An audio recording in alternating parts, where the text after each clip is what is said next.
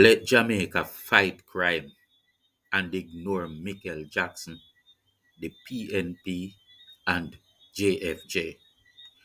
Let the police do their work.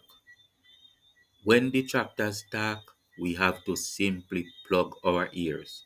The results of our hardened focus will soon be worth it. Besides, the men and women in uniform cannot handle additional duress at this time. Hi everyone, welcome back to the channel. It's Skywalker, and today the coffee is bitter to the taste. I want to dive straight into something that's been weighing on my mind, something crucial for all of us. Let's start with the root of the problem: crime. Crime is destabilizing our communities and our nation, and frankly, it's been one of the biggest challenges Jamaica faces. But here's the thing: our security forces have found effective ways to tackle this issue. They have got the tools, the strategies, the will. All they need now is the room to do their jobs. That's all. What's holding us back? It's not just the criminals, it's these groups, special interest groups like Jamaicans for Justice, that, in the name of advocacy, end up detracting from real progress. I'm not saying this to insult anyone, it's just the truth. These groups and figures like Michael Jackson have aligned themselves, perhaps unknowingly, with foreign entities who often don't have our best interest at heart. And for decades, we have tried their way, we have entertained their ideas, and where has that gotten us? Nowhere. We have learned the hard way that these are distractions, subversive tactics that do nothing to solve the problem. These are merely smart ways of using lesser enlightened modes from inside us to drag us down, destabilizing our country. They have ways to stash up the gangs with guns, and they also have subtle psychological ways to distract us whenever we are doing the one greatest thing that prevents a country from destabilizing, that is, bringing law and order to the society. They have these special interest people so confounded that they don't even have time to see the most important of two things at any time. These people do not believe that they are being tricked into sabotaging their own, because it is done in such a way. They believe that the word sabotage means salvation. The practical truth is right before their eyes, and they insist that you must join them in a fantasy, like the world works in a dream kind of way, and that by magic, if you obey and do it their way, it will work, after being the same way that failed forever, and we don't have forever again. They believe that the good citizens must be protected only by some unworkable semantics that only favor the culprits. In fact, these foolish fancy footworks are so important to them that even when it makes the innocent suffer more, they see it as no big deal as long as it's done the right way. Huh?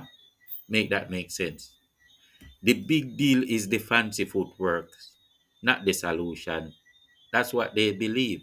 The solution is secondary to them, while they watch the innocent die and only cry out when the problem person dies. But they have no mind of their own to see the difference. They remove the 4 feet from a jackass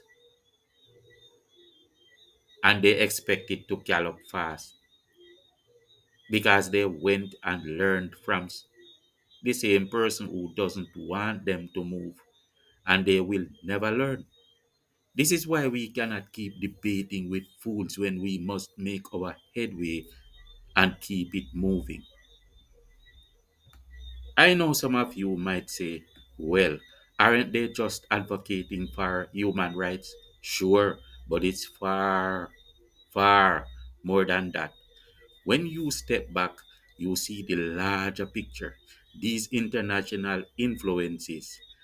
And I've seen this over years. They leverage stories, they promote narratives to destabilize us. It's not paranoia, it's experience.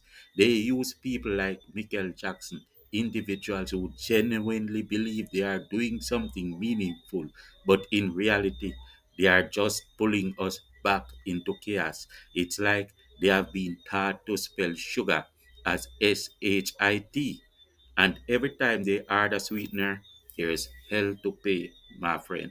There's hell to pay. So, what's the solution? It's simple. We need to stop giving these detractors a microphone. Stop inviting them into the conversation. Stop wasting energy debating them when that energy can and should be targeted toward the real goal, stopping crime. Redirect the focus. Support the security forces who are out there doing the hard work. Ignore those who detract and distract.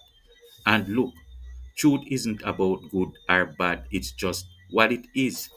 And the truth here is this: if we keep indulging the very vices that have proven ineffective time and time again, we are sabotaging ourselves. We can't afford that anymore.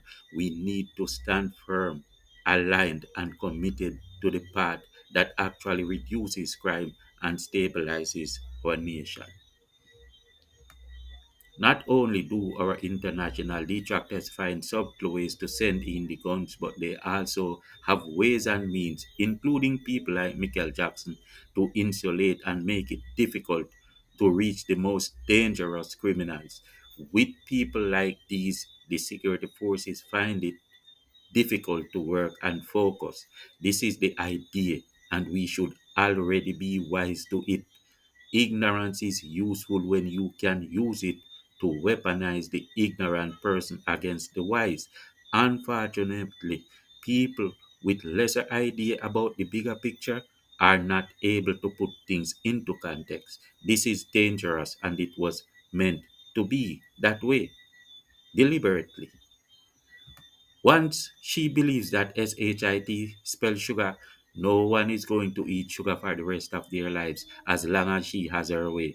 That's how the battle of ideas works. Markete's cousin Netanyahu describes it well as the greatest weapon used against dumb black folks. There is no forgiveness for ignorance out there. This is 2025 and we must stop acting ignorant. A blind man will still fall over a cliff if he keeps walking in that direction. It is we who must defend and protect ourselves from being a state possessed by mediocrity, with anarchy in charge and the innocent suffering because somebody doesn't want to think for themselves.